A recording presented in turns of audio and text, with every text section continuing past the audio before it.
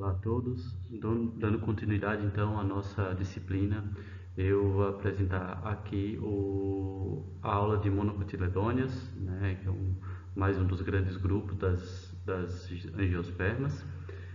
E para iniciar o conteúdo mesmo, né, sobre essas plantas, esse grupo de plantas que vocês vão ver que é tão importante para a sociedade, a gente tem que primeiro relembrar as diferenças entre uma dicotiledônia e uma monocotiledônia, como nós já vimos em aulas passadas. No caso, as monocotiledôneas, né, elas formam esse grupo, então, que é um clado, ou seja, um grupo monofilético que é descendente de um ancestral em comum, né, e esse grupo ele é completamente representado pelos descendentes desse ancestral, tá? O que difere, por exemplo, das dicotiledôneas. Então, as dicotiledôneas, elas são formadas pelo grado Ana, como já falei em aulas passadas, né? O grado Ana corresponde a esses três grupos de angiospermas basais e as magnoliídeas, que também são angiospermas basais, tá? Além disso, né, nós temos as clorantales, que formam uma ordem ainda com um posicionamento incerto no cladograma das angiospermas, mas que também é uma dicotiledônea. No caso, as plantas eudicotiledôneas também formam um clado, ou seja, o grupo monofilético, que também é uma dicotiledônea, tá? E junto e próximo, né, das ceratophyllales, que é uma outra ordem que também não está bem posicionada ainda no cladograma das angiospermas, tá? Então são dois grupos pequenos, chlorantales e ceratophyllales, que estão aparecendo dessa forma aqui por serem ordens pequenas, então não foram incluídas em nenhum desses outros grupos, ok? Bom, nesse sentido, então, nós temos que as dicotiledôneas elas ocorrem tanto nas angiospermas basais quanto nas eudicotiledôneas, tá? E essa é uma diferença muito clara entre monocotiledôneas e dicotiledôneas. Lembrando, isso diz respeito à quantidade de cotilédones nessas plantas, tá? Então, as monocotiledôneas são plantas que possuem apenas um cotilédone, tá? A cotilédone, vocês sabem que é uma estrutura presente na semente que irá suprir o embrião com nutrientes, né, durante a germinação, e os cotilédones também permitem a primeira ocorrência de fotossíntese durante a germinação, né? Então, tendo o exemplo mais clássico aqui, o feijão, né, quando ele germina, aquelas duas folhinhas que saem primeiro são dois cotilédones, né? Então, são as folhas cotiledonares que, ao mesmo tempo que suprem o embrião com nutrientes presentes nele desde a semente, né, antes de germinar, esses cotilédones também já vão realizando fotossíntese, né, e fazendo as atividades autotróficas da planta, para que ela consiga se desenvolver. Então percebam que o exemplo que eu usei aqui foi do feijão, né? Feijão com dois cotilédones, então uma dicotiledônea, tá? Então, dois cotilédones dicotiledôneas e o feijão é uma eudicotiledônea. Eu vou mostrar qual é a diferença de uma eudicotiledônea para uma dicotiledônea. Mas antes disso, eu tenho que dar exemplos dessas diferenças entre dicotiledônea, né, e monocotiledônea, tá? Então, o exemplo que eu dei foi dos cotilédones, que de fato é o que define o grupo, tá? Então, essa é uma classificação muito antiga, né? Há muito tempo já os primeiros sistematas já utilizavam dessa característica para fazer essa separação entre plantas. Então, isso significa que as monocotiledôneas, elas são um grupo muito bem definido há muito tempo, tá? Não é uma coisa recente. Mas além dessa característica, né, das dicotiledôneas terem dois cotilédones e as monocotiledôneas terem apenas um cotilédone, nós temos algumas outras características que são muito associadas também a essa divisão, né, a essa característica.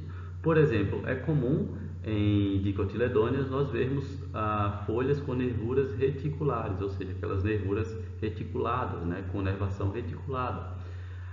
Essa figura aqui do exemplo não é uma figura adequada, porque ainda assim ela é uma peniparalelinérvia, né, uma folha peniparalelinérvia, ou seja, pene porque tem formato de pena e paralelinérvia porque tem nervuras paralelas, as nervuras secundárias desse exemplo são paralelas. Então não é um bom exemplo, tá? As nervuras reticulares elas têm uniões aqui, por exemplo, entre as nervuras secundárias, né? Então formando uma malha, né, de nervação ou de venação na folha das dicotiledôneas. No caso das monocotiledôneas, essas nervuras são paralelas e isso é muito claro, né? Então vocês vão ver nas aulas de hoje que todos os exemplos que eu trouxe aqui vão ser de folhas com nervuras paralelas. Algumas delas nesse sentido aqui, né? Que bom, eu falei que aqui não é um bom exemplo, porque ela é paralela nesse sentido das nervuras secundárias. Então vocês vão ver que as nervuras secundárias ocorrem nas monocotiledôneas de diversas formas diferentes, mas sempre com nervuras paralelas. Outra coisa também importante é a questão da organização dos feixes vasculares, seja da raiz, seja da folha, mas principalmente do tronco, tá? Do caule. O que é que isso quer dizer? Que os feixes vasculares das dicotiledôneas ele é mais organizado, digamos assim, né? Então ele forma um círculo que, por exemplo, dá origem a um câmbio vascular, ok? O que não ocorre, por exemplo, nas monocotiledôneas que tem um feixe vascular difuso, ou seja, espalhado, tá? Então percebam que aqui não há uma formação, uma organização, né? Então o feixe é completamente difuso ou, entre aspas, desorganizado. Uma outra característica, que essa eu já não gosto tanto, porque, como eu tenho falado nas disciplinas, né, a raiz ela é um órgão muito variável, muito plástico, né, que tem muita plasticidade no seu desenvolvimento. Então, uma mesma espécie pode desenvolver uma raiz com uma característica mais próxima da pivotante e também pode desenvolver uma raiz com característica mais fasciculada, né? Lembrando que a pivotante é aquela que tem um eixo principal, né, formado pela raiz primária, enquanto que as raízes fasciculadas são aquelas que não têm uma raiz primária definida, né? Então elas são mais espalhadas, né? Então são mais dispersas, né? São as raízes adventícias também. Então essa não é uma característica muito boa, porque uma mesma planta ela pode ter as duas características em uma mesma espécie, dependendo do meio onde ela cresceu, do solo onde ela cresceu, dos nutrientes disponibilizados, entre outras coisas, tá? Mas, em geral, as dicotiledôneas possuem raízes pivotantes e as monocotiledôneas raízes fasciculadas. Essa é uma característica clássica que também pode ser levada em consideração. Apesar de, como repito, apesar de eu não achar que é uma característica tão confiável assim, tá? Por fim, uma outra característica muito conhecida, né, dessas diferenças entre dicotiledôneas e monocotiledôneas é que as dicotiledôneas em geral têm flores tetrâmeras ou pentâmeras, ou seja, possui sépalas ou pétalas ou até outros órgãos florais, sendo múltiplos de 4 ou 5. Então, por exemplo, as flores podem ter 4 pétalas, 8 pétalas, 12 pétalas. Não é comum, né? Geralmente 4 ou 5 mesmo, a maioria, em grande maioria dos casos. Já as monocotiledôneas elas têm flores trímeras, né? Ou seja, partes florais em múltiplos de 3. Então 3, 6, 9, quase sempre 3 mesmo, tá? A maioria dos casos. Aqui a gente tem alguns exemplos, né? Então, por exemplo, as dicotiledôneas são as árvores em geral, então essa é outra característica, tá? Em geral, se você vê uma árvore, ela provavelmente ela é uma dicotiledônea. Se ela não for uma palmeira, ela é uma dicotiledônea, tá? Já as monocotiledôneas em geral não tem crescimento secundário, né, com exceção das palmeiras, que a gente vai ver que são monocotiledôneas, mas em geral são plantas herbáceas de pequeno porte, como é o exemplo, por exemplo, do milho, arroz, grama, bananeira, cana-de-açúcar, como está descrito aqui, tá? Tá, e aí o que são as eudicotiledôneas então? Percebam que eu falei ali da diferença entre dicotiledôneas e monocotiledôneas, tá? Só que dentro do grupo das dicotiledôneas, que aqui está nesses quadrados azuis, nós temos as eudicotiledôneas, que é esse grande grupo aqui que compõe mais ou menos 70 e poucos por cento de todas as plantas que nós conhecemos, né? Então, as eudicotiledôneas é o grupo da maior parte das espécies, onde se encontra a maior diversidade de plantas, tá? O que quer dizer as eudicotiledôneas? Bom, o prefixo eu, como eu sempre falo, ele geralmente remete a verdadeiro, tá? Então é como se essas fossem as verdadeiras dicotiledôneas. O que aconteceu na história da taxonomia, né? Eu já falei várias vezes para vocês que não é desejável, não é o ideal, não é o que os sistematas procuram, fazer agrupamentos não monofiléticos. né? Ou seja, os agrupamentos eles têm que ser monofiléticos. Essas organizações sistemáticas elas têm que ser monofiléticas, ou seja, elas têm que compor um grupo isolado, né? Que seja descendente de um mesmo ancestral e que todos os descendentes desse ancestral seja contemplado nesse grupo formado, né? Então, perceba que isso não ocorre nas dicotiledôneas, tá? Então, por exemplo, as monocotiledôneas estão aqui nesse meio aqui, né? Junto é um grupo irmão das eudicotiledôneas, não permitindo com que seja feito um grupo monofilético onde a gente consiga juntar essas dicotiledôneas com essas dicotiledôneas. Então, o que se resolveu fazer para simplificar essa organização? Vamos retirar essa nomenclatura de dicotiledônia. Então, dicotiledônia não é mais o nome de um grupo da sistemática, tá? Dicotiledônia é uma característica de ter dois cotiledôneos, mas não é nenhum grupo, certo? Não forma nenhum grupo, mas as eudicotiledôneas sim formam um grupo, que é esse grupo aqui, que são as dicotiledôneas clássicas, por isso que tem o nome de eudicotiledôneas, tá? Então, as famosas, as dicotiledôneas mais famosas, se eu posso dizer assim, né, acabaram virando as eudicotiledôneas, enquanto as outras viraram basicamente as angiospermas basais, que são dicotiledôneas, têm dois cotilédones, mas não são eudicotiledôneas, tá? E isso já é uma coisa do APG 2016, o APG 4, tá? Então é a classificação mais recente do APG. Ele já considera, né, e algumas anteriores também já consideram essa divisão muito clara, tá? Bom, falando de APG, né, nós temos aqui aquela filogenia das angiospermas, que eu já mostrei para todos vocês. E aqui dessa vez, da outra vez eu destaquei as dicotiledôneas, aqui eu vou destacar as monocotiledôneas, tá? Então, situando vocês onde estão esses grupos que eu falei aqui, tá? Nós temos o grado ANA, tá? O grado não, desculpa, o clado das magnolídeas, lembrando, grado não é um clado, tá? Então, o grado ele não é um grupo monofilético, tá? Enquanto que um clado é um grupo monofilético. Então, as magnolídeas formam um grupo monofilético. Então, esse agrupamento aqui, junto com o agrupamento das magnolídeas, forma as angiospermas basais, representadas em azul aqui. Nós temos ainda as monocotiledôneas em verde, que é o que nós vamos tratar na aula de hoje, e todo o restante aqui são as eudicotiledôneas. Lembrando que, como eu falei, as eudicotiledôneas correspondem à maior parte das plantas em geral, tá? No maior número de espécies. Então, bom, isso aqui nós já vimos numa aula anterior, as eudicotiledôneas, o foco hoje é das monocotiledôneas. Puxando as características aqui do clarograma sobre quais são as características dessas plantas, né? Nós temos as seguintes. Nós temos como uma das principais características, além daquelas que eu já falei, que as monocotiledôneas elas possuem pólen, monossucado ou monoporado. O que isso quer dizer?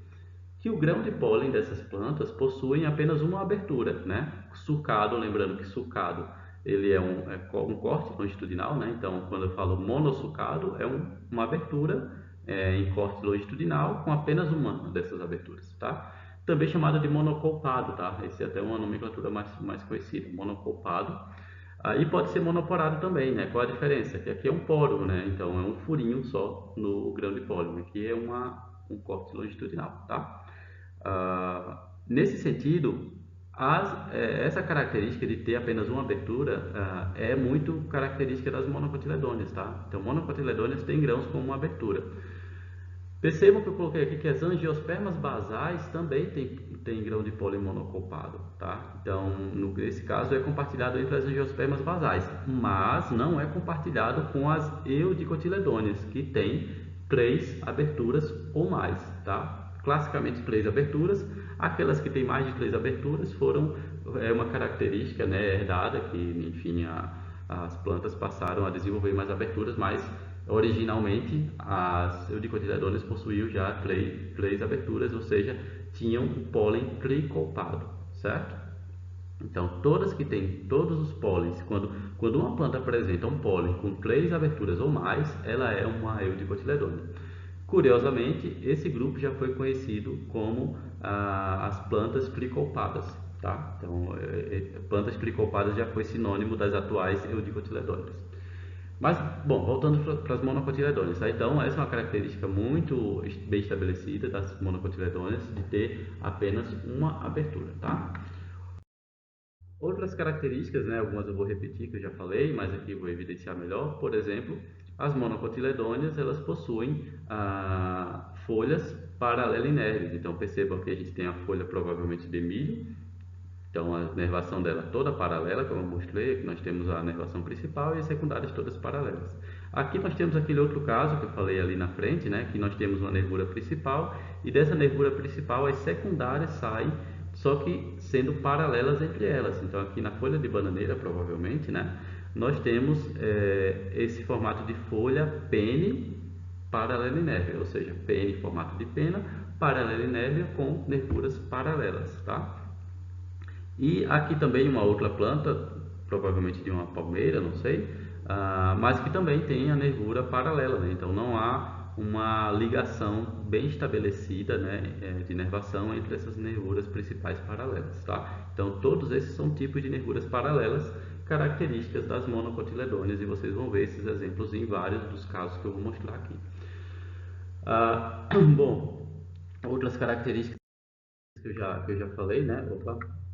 Outras características que eu já falei ali eu não vou retomar, tá? Ah, tá, desculpa, retomando aqui, né? Então, aqui eu coloquei alguns exemplos das monocotiledôneas e das eudicotiledôneas, né? Alguns exemplos mais típicos. Então, nós temos, por exemplo, aqui são flores de íris, tá? Né? Conhecidas mais na Europa. Percebam aqui a presença, né, de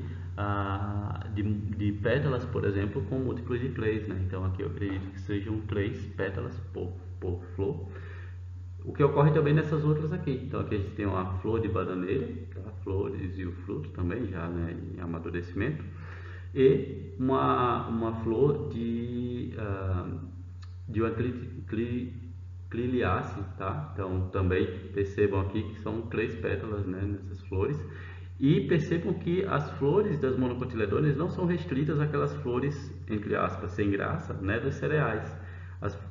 Existem muitas espécies de monocotiledôneas que têm flores muito vistosas, tão bonitas quanto as das eudicotiledôneas. Aqui embaixo nós temos alguns exemplos de eudicotiledôneas, tá? Então nós temos, por exemplo, uma cactácea, né, um cacto, com sua floração também bem vistosa, né?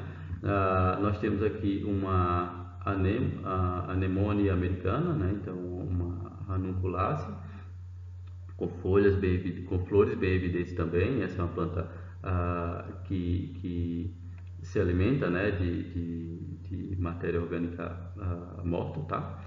E aqui nós temos as famosas papoulas, né, muito famosas pelos seus medicamentos criados a partir dela, né, muitos anestésicos, enfim, que também são eudicotiledôneas. Então aqui só alguns exemplos eu quis evidenciar nessas características das monocotiledôneas, tá? Bom, aqui eu coloquei algumas famílias, as mais famosas, né, das monocotiledôneas, aqui alguns exemplares, então vocês vão ver que várias já são familiares de todos vocês. Por exemplo, né, a Aliácea, a família do alho e da cebola, Arácea, a família do copo de leite dos antúrios, Arecácea das palmeiras, Bromeliácea das bromélias, incluindo o abacaxizeiro, por exemplo, Ciperácea da tiririca, do papiro, Eriocauleaceae das sempre-vivas, Heliconiaceae das helicônias, Liliaceae dos lírios e tulipas, Musaceae das bananeiras, Orquidáceae das orquídeas, Poaceae das gramíneas, vários cereais, aqui onde se concentra a maior importância socioeconômica, né, das plantas em termos de alimentação, pelo menos, Podeteriaceae do aguapé, Velosiaceae da canela de ema, Gingiberácea do gengibre e da banana, por exemplo, né, e várias outras que a gente vai ver. Então aqui eu coloquei mais um quadro, né, para vocês retomarem e revisarem essas coisas que eu falei, tá? Vejam isso com atenção, mas é mais ou menos uma repetição do que eu tenho falado até então, mas tenham esse quadro em mente, ele é muito importante para a gente fazer essa distinção de características importantes das monocotiledôneas. Assim como é mostrado nesse cladograma, né? Esse cladograma é um cladograma das angiospermas, e aqui eu destaco as monocotiledôneas como um grupo monofilético, né? Então isolado, com várias características né, importantes para a definição desse grupo, além das que eu já falei, né? Então, repetindo, são plantas com cotilédone, inervação foliar paralela, feixe vascular e anel, câmbio vascular ausente, então se encaixa naquilo que eu falei de ter uma vascularização mais dispersa, né, no caule, por exemplo. E aqui uma característica mais específica, mais molecular, né, que é de plastídeos dos elementos de tubo crivado com inclusões proteicas. Isso daqui eu não vou entrar em detalhe, tá? Mas a composição desculpa, o plastídeo em si tem uma anatomia, né, específica nesse grupo que difere das eudicotiledôneas. Como a gente foca nessa disciplina muito mais na parte de morfologia e sistemática em geral, né, isso daqui não vou entrar nesses detalhes dessa característica, tá? Até porque ela não é, digamos, muito difundida em termos didáticos. E aqui eu ressalto também a presença, né, de grãos de pólen com 3 aberturas alongadas no caso das eudicotiledôneas, tá? Então essa é uma característica que define o grupo das eudicotiledôneas. Claro, além de possuírem 2 cotilédones, tá? Bom, aqui eu coloquei outro cladograma no caso das angiospermas, tá? Então aqui nós temos de novo graduanas, magnolídeas, ou ambos formando as, as angiospermas basais, aqueles grupos ainda indefinidos, tá? Monocotiledôneas e eudicotiledôneas. O foco são as monocotiledôneas da aula, então como repetindo, vocês vão ver vários dos exemplos dessas plantas que são conhecidas de vocês, né? Então, a gente tem aqui algumas das mais conhecidas, talvez. Então, os lírios, as orquídeas, os coqueiros, o arroz, o trigo, o milho e a cana-de-açúcar, tá? A partir de agora, então, eu vou definir algumas das principais ordens e principais famílias dentro dessas ordens, talvez das famílias mais interessantes em termos socioeconômicos ou mais conhecidas, talvez, né? Mais familiares para todos nós.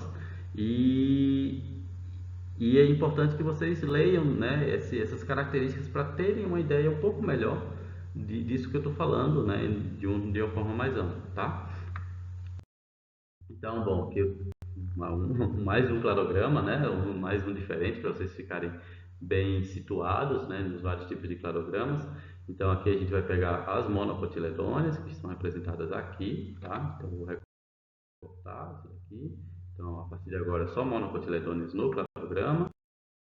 Eu trouxe para cá para ampliar, para situar vocês de onde eu estou retirando as informações, né, de qual ordem eu estou falando e de quais famílias, tá? Então aqui a gente tem todas as ordens das monocotiledôneas no agrupamento atual do APG 4.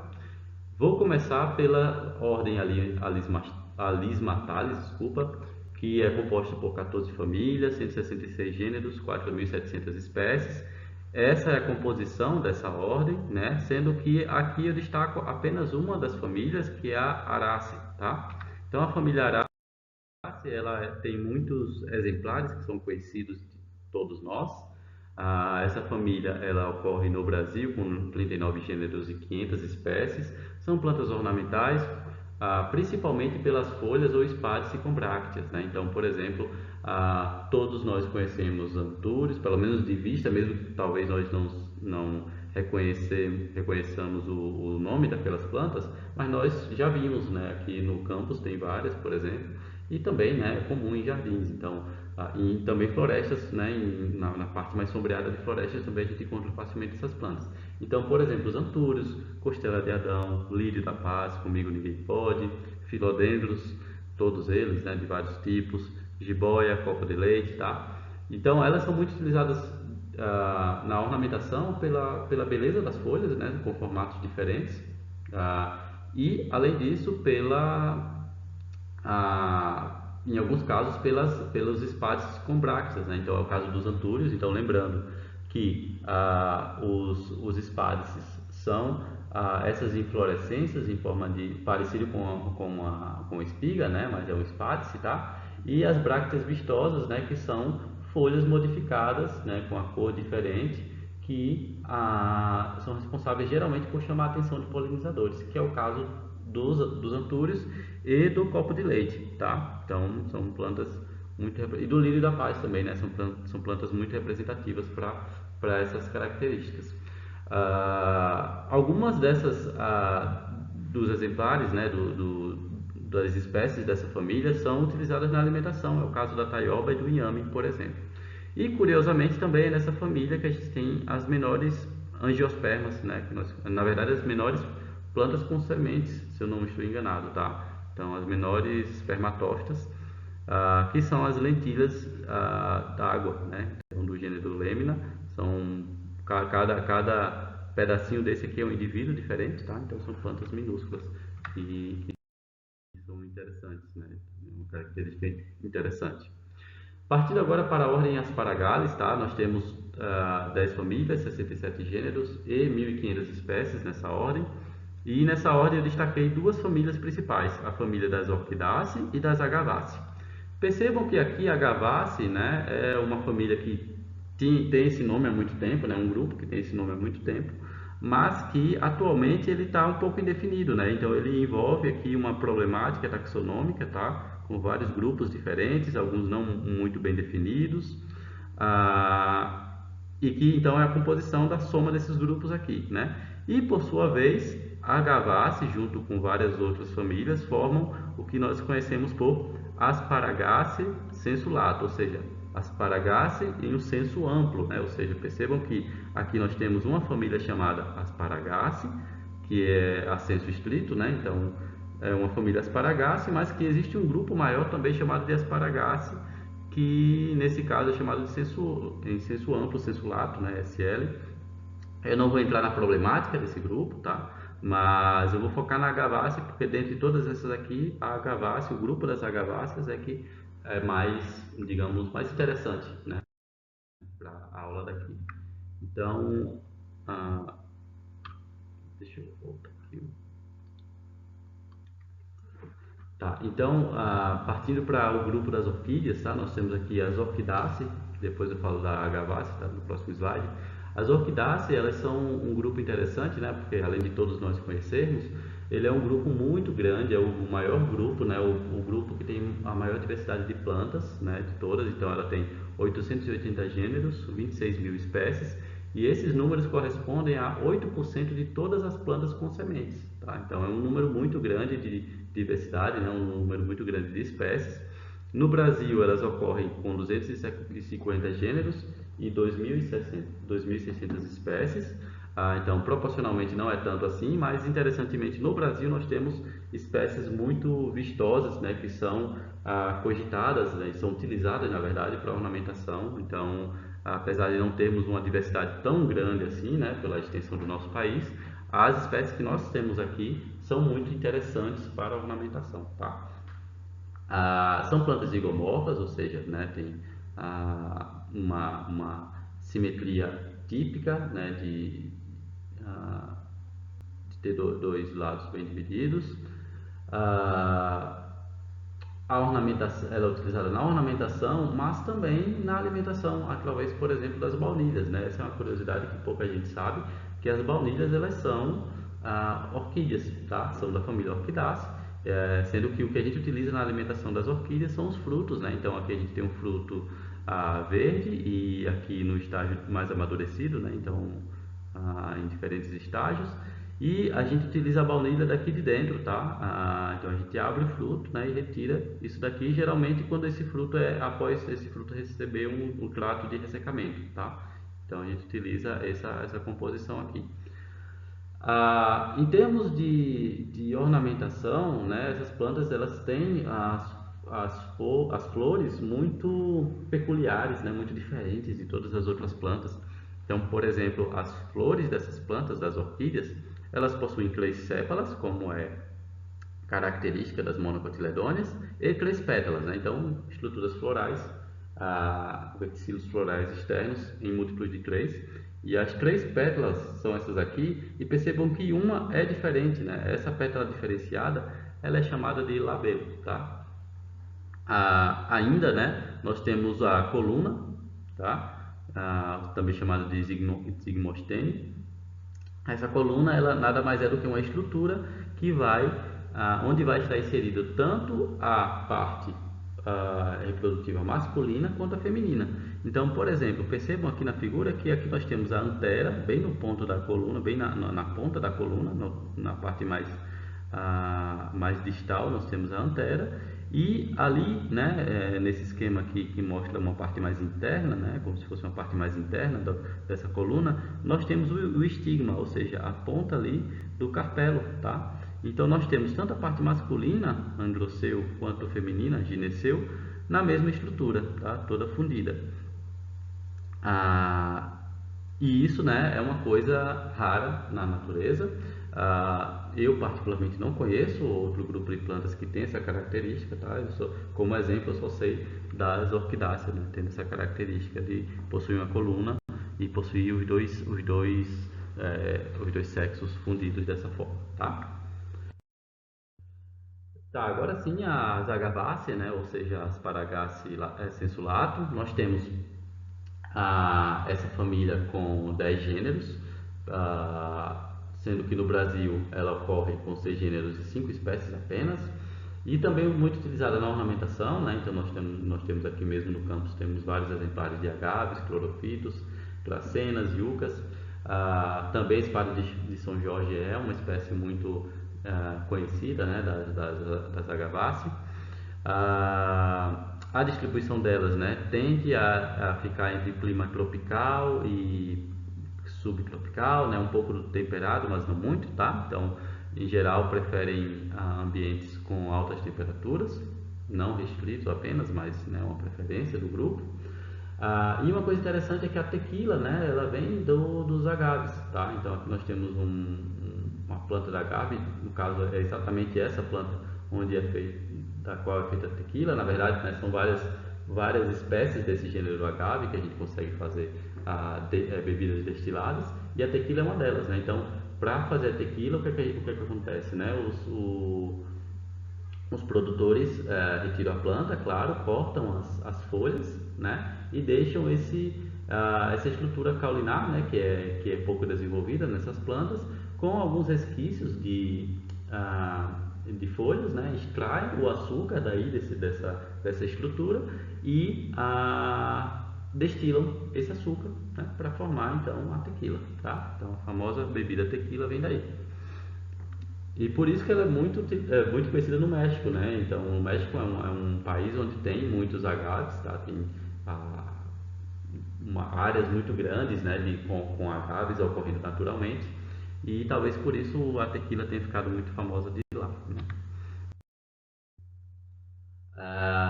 Aqui nós temos uma próxima ordem, que é a ordem Arecales. Essa ordem eu coloquei ela como interessante especificamente pela família Arecaceae, tá? Mas ela possui também uma outra família, a Dasypogonaceae. Então é uma ordem de duas famílias.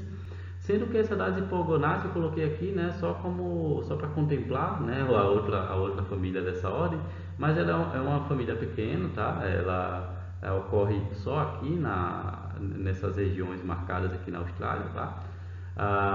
Enquanto que as Arecáceas elas ocorrem né, na soma dessas três regiões mostradas aqui nesses mapas, tá? Então, basicamente em regiões também próximas à linha do Equador. As Arecáceas elas possuem 192 gêneros e 2.600 espécies, e essa é a ordem, né, essa família Arecácea, na verdade, ela é a família das palmeiras, tá? Então, a Arecácea tem 202 gêneros, aproximadamente 2.600 espécies, com essa distribuição, como eu já falei, próxima da linha do Equador. Então, são plantas que gostam de altas temperaturas, estão restritas a regiões tropicais ou temperadas de clima quente, também ocorrem, tá? As espécies são lenhosas e arbóreas, então é uma exceção às monocotiledôneas, tá? Então, monocotiledôneas, como eu falei, geralmente são plantas herbáceas de pequeno porte. Então, aqui a gente tem uma exceção, que são espécies lenhosas, que têm um caule, né, robusto, bem duro, né? Sendo que percebam que esse caule não é igual ao caule das dicotiledôneas, né? Ela tem um crescimento secundário mais restrito, né? Não tem um espessamento tão evidente quanto ocorre nas eudicotiledôneas. Mas ainda assim, né, são espécies que a gente chama de espécies arbóreas, tá? É contraditório, tá? Essa nomenclatura, né, não é a mais indicada, tá? Estou colocando aqui de forma didática, mas, enfim, o que eu quero dizer é que alguns adotam essa nomenclatura de que as palmeiras são arbóreas, outros discordam, né? Assim como da nomenclatura delas serem lenhosas também. Mas eu quis evidenciar o que isso quer dizer aqui no caso das palmeiras, tá? O crescimento dessas plantas ele é secundário, o crescimento secundário ele é atípico, né, como eu já falei, e o caule ele é do tipo estípio, ou seja, né, tem essa estrutura bem com crescimento bem longitudinal, tá? Que muitas vezes perfila, ou seja, né, que a gente vê crescendo. Aqui a gente vê mais ou menos isso, apesar de serem indivíduos diferentes, talvez, mas é um perfilhamento também, tá? Mas raramente se ramifica, ou seja, raramente você vai ver uma ramificação saindo do tronco dessas plantas. Pode ter também um caule subterrâneo, né, do tipo rizomatoso, mas isso é mais específico para algumas espécies do cerrado, tá? Essa é então a família, né, dos famosos coqueiros, pupunha, dendezeiro, açaí, babaçu, as palmeiras ornamentais como a imperial, a real, palmeira azul e várias outras. A piaçava também, jeribá, então todas são plantas, né, relativamente conhecidas, principalmente o coqueiro da Bahia, e que tem uma importância muito clara, né, na alimentação e também na ornamentação, tá? Indo agora para aquela que talvez seja mais importante, entre várias aspas aqui, né, mas mais importante no contexto socioeconômico, que é a ordem das poales, que é a ordem onde estão inseridas, por exemplo, inseridos os cereais, tá? Então as poales, a ordem poales é composta por 14 famílias, 997 gêneros, 18.800 espécies. Esse é o cladograma da ordem das poales e aqui eu destaquei três famílias, tá? A Bromeliaceae, a família, não coloquei aqui os exemplos, né, com figuras, mas é a família das bromélias. A família das bromélias, ela inclui, por exemplo, o abacaxizeiro, tá? E várias bromélias ornamentais. Dessas bromélias, por exemplo, que a gente vê também de forma epífita em árvores, né? São, obviamente, da família Bromeliaceae também, tá? E aqui eu vou destacar principalmente as duas outras famílias, que é a Poaceae, que dá nome à ordem, que é onde estão as gramíneas, por exemplo, né, e todos os cereais, e a Ciperaceae, que vocês vão ver que são de muitas plantas que acabam sendo confundidas, né, com cereais, por exemplo. Então vocês vão reconhecer certamente algumas delas. Começando pela família Poaceae, como eu falei, a família dos cereais, né, muito importante. Então, a maior parte da nossa alimentação vem dessas plantas, né? Então, se vocês pensarem que o milho é muito consumido na América do Norte, que o arroz é a base da alimentação da Ásia e também daqui do Brasil, por exemplo, né? Que também está dentro dessa família o trigo, né, que compõe o pão, que todo mundo come pão, né, em todos os lugares do mundo.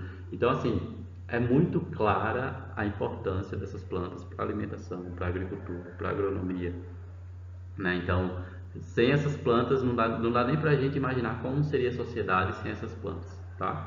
Então, de tamanha a importância delas. Então, para evidenciar essa importância, vejam aqui que vocês vão conhecer muitos dos nomes, né, dos exemplares. Por exemplo, aveia, bambu, cevada, arroz, cana-de-açúcar, centeio, sorgo, trigo, milho, várias gramas, né, inclusive as ornamentais que a gente usa, todas elas são da família Poaceae, tá? Então, é uma família extremamente importante. Aqui tem algumas outras, né, por exemplo, o sorgo, que eu acho que eu falei assim. Então, aqui a gente tem alguns desses exemplares e tem vários outros também que não foram incluídos aqui, tá? Essa família, ela tem mais ou menos 668 gêneros, 10.000 espécies, cosmopolita distribuição, tá? Então ocorre em todo o mundo, sendo a maior abundância, né? Ou seja, a maior eficiência de crescimento e desenvolvimento dessas plantas. Próximo da linha do Equador, então em geral são plantas que gostam de altas temperaturas, não altíssimas temperaturas, mas, né, de um clima mais próximo do tropical, por exemplo.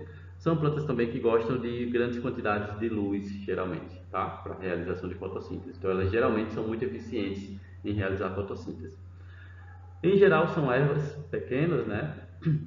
São perenes, pouco comumente anuais e raramente lenhosas de grande porte, né? Então, raramente são de grande porte. Mas nesses casos, quando ocorrem, elas não têm crescimento secundário, tá?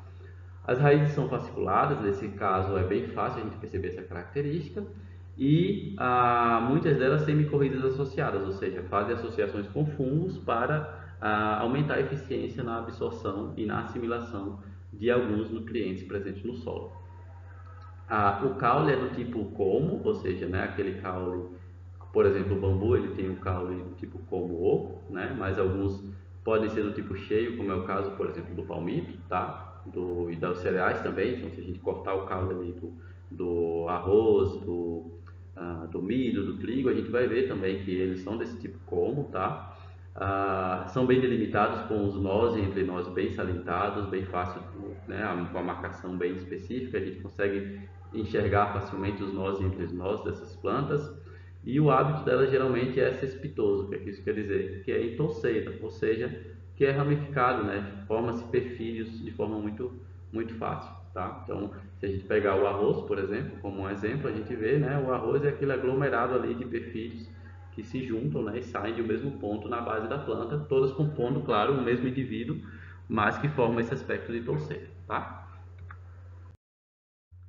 Já a família Ciperácea, ela se parece muito com a família Poaceae, né, a uma primeira vista, né, e essas plantas, elas incluem, por exemplo, a tiririca e capim-estrela, que são bem conhecidos do pessoal aí, né, ah, que tem áreas de cultura, de cultivo, ah, e em geral, né, essa família, ela é relativamente grande, tem muito número de espécies, então 98 gêneros e 4.300 espécies. São ervas perenes, típicas de região frias e paludosas, mas ocorrem de forma cosmopolita, na verdade, né? Então ocorrem também em climas quentes e possui uma morfologia complexa, tá? Só que, como eu falei, taxonomicamente ela é muito bem definida, é um grupo que já está muito definido há muito tempo, né? E as características morfológicas delas são muito claras, né? São muito características mesmo dessa família. Então a gente vai ver agora algumas comparações, né, das poáceas com as ciperáceas, né? O que é que diferencia essas plantas? Porque visualmente elas são muito parecidas, mas se a gente for nos detalhes, a gente consegue enxergar várias diferenças, tá? Por exemplo, as poáceas elas têm caules cilíndricos, enquanto as ciperáceas possuem caule trígono, né? Ou seja, em forma de triângulo. Então, se a gente cortar uma poácea, a gente vai ver algo mais ou menos parecido com isso. Se a gente cortar o caule de uma ciperácea, a gente vai ver algo mais próximo de um triângulo, tá? Isso é uma coisa bem interessante e bem peculiar das ciperáceas. Outra coisa é a questão da bainha. A bainha é mais aberta, tende a ser mais aberta nas poáceas e tende a ser mais fechada nas ciperáceas. Então percebam aqui que a bainha é bem fechada, né, nas ciperáceas, e ela já é mais aberta nas poáceas. Outra diferença é a presença de lígula nas poáceas, lembrando que lígula é essa extensão aqui, né, de parte da folha da planta. Então isso é muito fácil de ver nos cereais mesmo, né? Aqui está bem, né? É bem difícil de ver, mas tem vários pelinhos saindo aqui, uma pontinha saindo aqui que é a lígula, né? E as ciperáceas não possuem isso, tá? Então isso também é uma característica da poácea, e assim, na verdade é muito fácil que a gente ver que é mais dobrável, digamos assim, né? As folhas das poáceas, tá? Consequência dessa estrutura contendo uma lígula. No caso, as poáceas elas não possuem brácteas na base da inflorescência, então aqui a gente tem a inflorescência de uma poácea sem a presença de bráctea, enquanto nessa ciperácea a gente vê claramente as brácteas inseridas próximas à base das inflorescências, tá? Então essa é outra característica bem definitiva que separa esses dois grupos. Outra coisa também é a questão da disposição dessas brácteas na inflorescência, né? Então, no caso das poáceas, a gente tem uma organização que vai intercalando de duas em duas brácteas, tá? Claro, algumas espécies têm menos, né? Não é tudo isso, outras têm mais. Só que percebam aqui a organização, né? Que aqui é de dois em dois, né? Em duas dimensões, digamos assim, e aqui é tridimensional, né? Com um aspecto de espiral, né? Então as brácteas vão crescendo de forma espiralada, que é característica das ciperáceas, tá? Ok? Então essas são as diferenças entre Poácea e Ciperácea, né? E lembrando, Poácea é uma das mais importantes famílias, tá, da humanidade, tá? Onde estão as espécies que a gente talvez mais utiliza na alimentação. Indo aqui para a última ordem, as gingiberales, desculpa, é a família, é a ordem, desculpa, do gengibre, né? Na verdade, o gengibre está na família Zingiberaceae, que dá o nome à ordem, né? Que eu não destaquei aqui. Eu destaquei outras duas que são mais conhecidas, né? A Musaceae e Heliconiaceae. Mas a ordem em si ela é formada por apenas 8 famílias, então não são muitas famílias, 92 gêneros e 2.100 espécies, então não é tão diversa assim, né? Mas percebam que ela inclui a família Musaceae, muito conhecida por ser a família da banana, a bananeira. Então a Musaceae também é uma família muito pequena, com apenas 3 gêneros e 71 espécies. Ah, bom, tem a história, né, de que o nome vem de musa, né, que significa mulher, ah, e estaria ligado a divindades da mitologia grega relacionadas à inspiração dos artistas, mas é o que eu sempre falo, tá? Eu não vejo um contexto para essa nomenclatura, né? Não faz sentido, né? Essa explicação para mim, mas a gente encontra essa explicação em muitos lugares, em muitas referências. Talvez eu tenha que pesquisar um pouco melhor qual é a história, né, dessa nomenclatura para talvez seja uma limitação minha que eu não fui atrás o suficiente dessas informações, né? Isso, bom, em geral a musácea ela é composta por plantas herbáceas de grande porte, então essa é uma diferença, né? Então se a gente lembrar da bananeira, a gente vê que ela não é uma planta arbustiva, ela é uma planta herbácea, só que é uma herbácea, uma erva de grande porte, tá? Então ela não tem, por exemplo, um caule robusto, né? É um caule de porte de herbácea, só que é uma herbácea muito grande, tá? São plantas perenes, carnosas com caule do tipo rizoma. Então o caule ele é subterrâneo, formam rizomas e da onde ela inclusive consegue realizar brotamentos de forma muito eficiente, né? Então a reprodução assexuada por brotamento, por exemplo, das bananeiras é muito eficiente como consequência desse rizoma, né? Então a gente tem um rizoma crescendo abaixo da terra e dali ela consegue emitir novas partes aéreas que podem vir a dar origem a indivíduos separados, ainda que sendo clones, né, da planta mãe, tá? Essas plantas elas produzem taníferos e possuem vasos laticíferos, então isso é muito claro quando a gente pega uma banana verde, por exemplo, né, que tem aquele sabor muito característico e aquela textura astringente, né? Isso é consequência da grande concentração de taníferos nesses frutos, tá? Bom, como eu falei, a família só tem 3 gêneros, tá? Mas o gênero Musa, ele é o mais famoso e o mais importante socioeconomicamente e o mais diverso também dessa família. A banana que a gente usa na alimentação, em geral, é a Musa paradisíaca, tá? Então, a gente tem as várias variedades de banana, né? Mas quase todas elas são Musa paradisíacas, tá? Não conheço as outras espécies em termos de alimentação, acredito que algumas até são utilizadas para alimentação, mas comercialmente o que a gente utiliza, que a gente já domesticou há muito tempo e que a gente reproduz, né, no intuito de vender, né, e de comercializar e que a gente utiliza no nosso dia a dia na alimentação, é a musa paradisíaca, tá? Bom, indo agora para a outra família, da última família, agora ainda na ordem das Zingiberales, nós temos as Heliconiaceae, né, que é formada por apenas um gênero, o gênero Heliconia, que tem 200 espécies.